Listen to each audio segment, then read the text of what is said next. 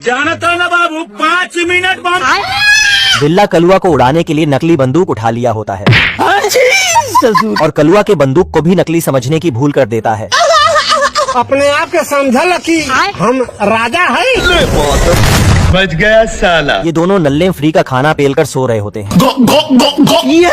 तभी इसकी मालकिन खुराफाती चूहे को पकड़ने के लिए बोल देती है। हम्बा हम्बा रम्बा रम्बा कम्बा कम्बा। हो गया से चल आज मैं अपनी बात डालूंगा। पर चूहा तो खुद को ही इन सब के साथ खुद खोजने लगता है। अबे किधर है बे? ये क्या हो गया? ये क्या सुन रहा हूँ मैं? कर। ये देख दोनों नमूने चूहे को दौड़ा लेते हैं। अरे साला अलगे फ्रॉड चल रहा है। इतने में चुस्ता ओवन मशीन में घुस जाता है अब तू गया बेटा। और ऊपर के नली से बाहर निकल के माचिस मार देता है। तभी चूहा घंटी बजा के घर में WWE का मैच शुरू करा देता है और दोनों पार्टी को भड़का के आपस में लड़ा देता है। अच्छा ठीक है। इतने में चूहा इनकी मालकिन का हुलिया बदल के कलुआ को पेल देता है। कैसे कैसे लोग रहते? तभी ये दोनों चूहा समझकर अपने मालकिन को ठोक देते हैं। हे प्रभु। आप कौन? हेलो, मैं बसौनी के रहने वाला सुरेश कुमार बोल रहा हूँ। कहाँ लगाया फोन? कर्नल बिल्लू आलसी बिल्ले के घर में सपाटे मार रहा था। तभी चूहा बांगड़ बिल्ले के राशन पे हाथ डालने लगता है। अरे बाप हो बाप। पर छोटा चुस्ता तो इसे एक ही शॉट में ढेर कर देता है।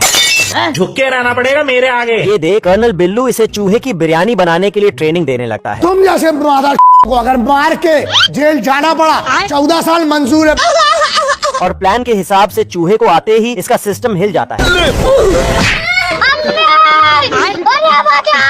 तभी जंगल में छोटा चुस्ता अपनी फौज तैयार कर लेता है। हाँ भाई सुन ना, संभाल लेके पहुँच और बंदे लोग को भी कॉल कर दे। अरे लड़के लोग घुस गए हैं, बंदे लोग को कॉल कर दे। अच्छा इतने में ये इन दोनों पर कछुए से हमला कर देता है। जा पूछ के आजा। ये देख कर्नल बिल्लू सारे नमूनों को धो डालता है।